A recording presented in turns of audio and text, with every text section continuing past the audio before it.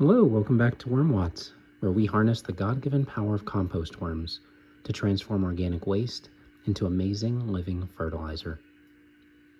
Today, I'm actually digging into some fermentation.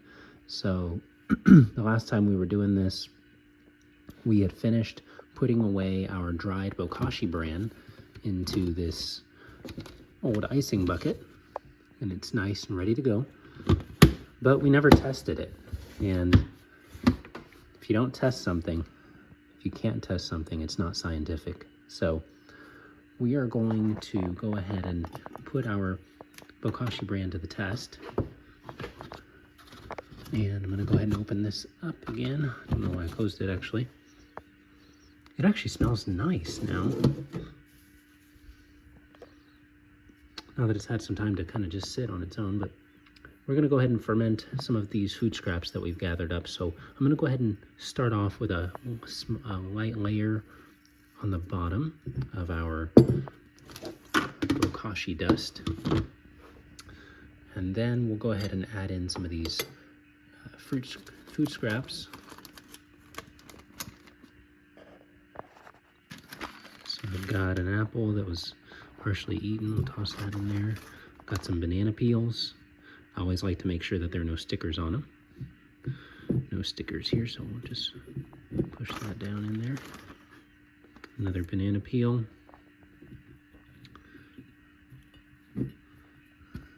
Just push that down in there as well.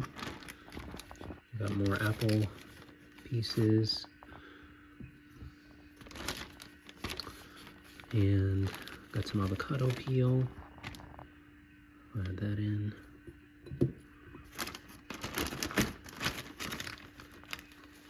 Got the avocado pit.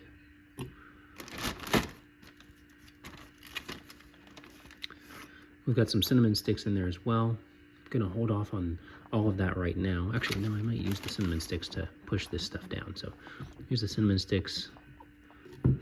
Just use it to push down the food that we've got in there so far.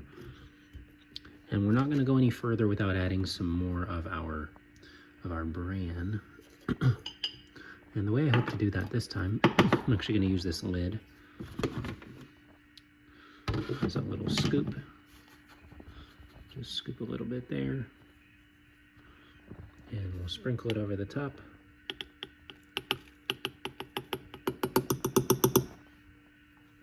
And I'm just going to shake it around a little bit, make sure that it's able to get into the crevices. Because we want the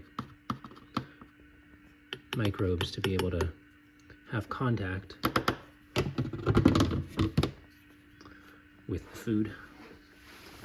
All right, so now that that's done, I'm going to actually move over to this bunch of food scraps. These are actually frozen food scraps. And I've got an apple core here, some oatmeal, and the top of a bell pepper. And I'll probably break that off, put that in, and then see if I can force this one in there. All right, so that went in there just fine. And I've got the end of an onion and a little bit of rice. So just make sure that all of that gets in there as well. And then I'm gonna pull this out. This is a grape stem. That can wait for now. But I've got some oatmeal in the bottom of this bag. I'd like to get that in there. So let's see if I can do it with one hand.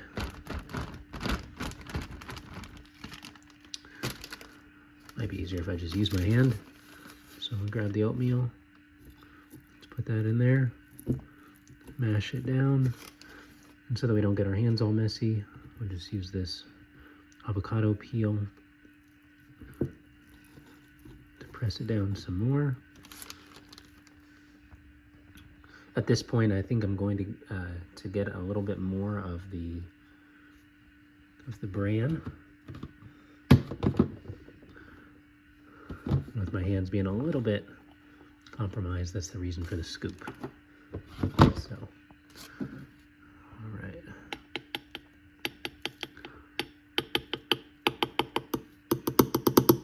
right, so we've got that in there. Now, I'm going to see if I can get the rest of this oatmeal in.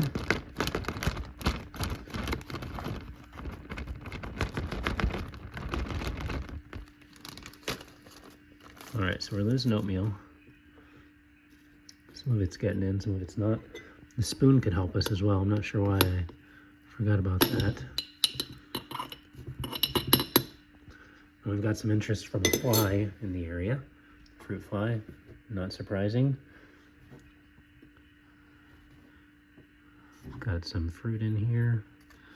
Some oatmeal with some apples mixed in and things like that. So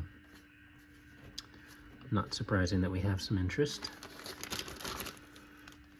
All right. At this point, I'm going to use the spoon and try to get the rest of this out and into our container. And I'm going to press down on that. I was able to push down the cinnamon stick so that it fits in there a little bit better. So let me get the rest of this in, and then we'll top it with some more of our Bokashi Bran. All right, so got all the food in there. And one more thing I'm going to add on top. I have a little sachet or a little bag of tea, black tea. So I'm just gonna go ahead and put those tea leaves in there. I'm not sure if I can force any more food in here.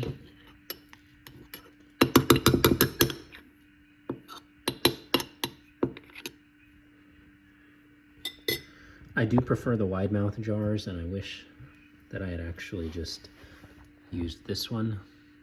That might have been a better idea. And I might be able to actually just swap it out.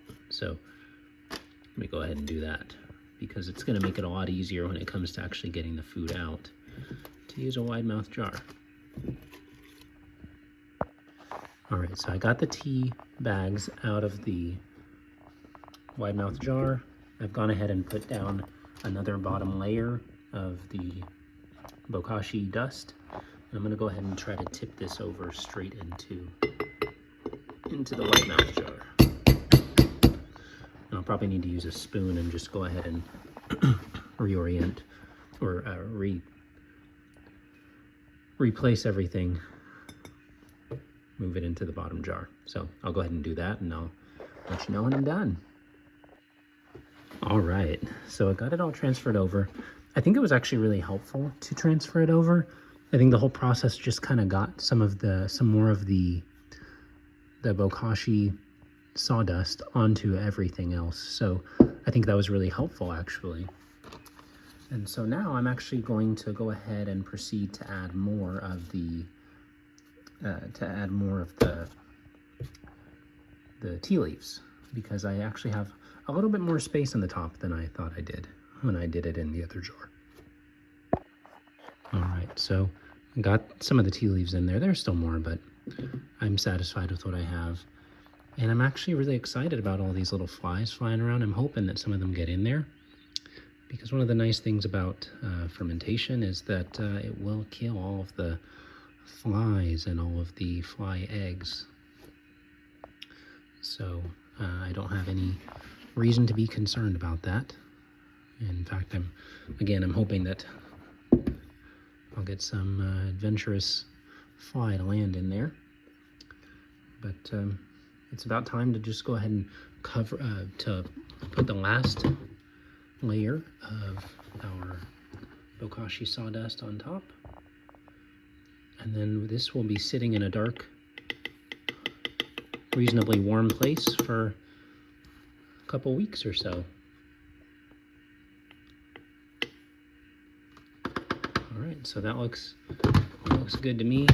I always try to leave a good layer on top and on bottom. It just kind of helps to get this going. And so at this point, gonna get our lid and we'll seal it up, and it'll be time to set it and forget it for 2 weeks. All right, here's the lid. On it goes.